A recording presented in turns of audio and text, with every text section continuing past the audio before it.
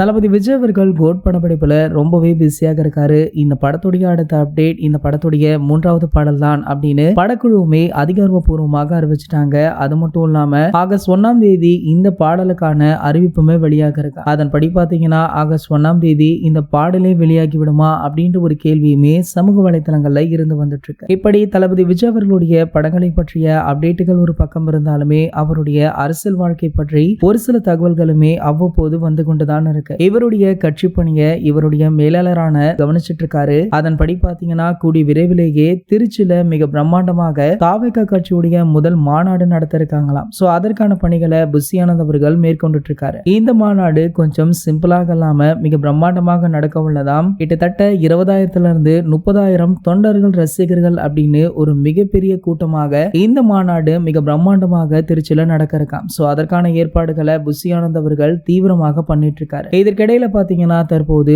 இந்த அரசியல் மாநாடு நடந்துச்சு அப்படின்னா தளபதி விஜய் அவர்களுடைய அரசியல் செல்வாக்கு மென்மேலும் அதிகரித்து விடும். அது மட்டும் இல்லாம தமிழகத்துடைய சிஎம் ஆவதற்கு அதிகப்படியான வாய்ப்புகள் இருக்கு அப்படின்றதுனால இந்த சம்பவத்தை சரியாக நடக்க விடாமல் இடையூறு செய்வதற்காக ஒரு சில வேலைகளுமே ஆளும் கட்சியிலிருந்து நடத்தப்பட்டு வருகிறது அப்படின்ற தகவலுமே வெளியாக இருக்கு. சோ எப்படியா இருந்தாலுமே தளபதி விஜய் அவர்கள் நினைத்ததை முடித்தே தீர்வார் அப்படின்னு தளபதி ரசிகர்களுமே சமூக வலைதளங்கள்ல பேசிட்டு இருக்காங்க. இதனடுத்து பாத்தீங்கன்னா தற்போது ஆளும் கட்சியை எதிர்த்த சவுக்கு சங்கர் அவர்கள் சிறையில இருக்காரு. அது மட்டும் இல்லாம ரீசெண்டாக இவருக்கு உடல்நலம் பாதிக்கப்பட்டதால மருத்துவமனைக்கு அழைத்து சென்றிருக்காங்க.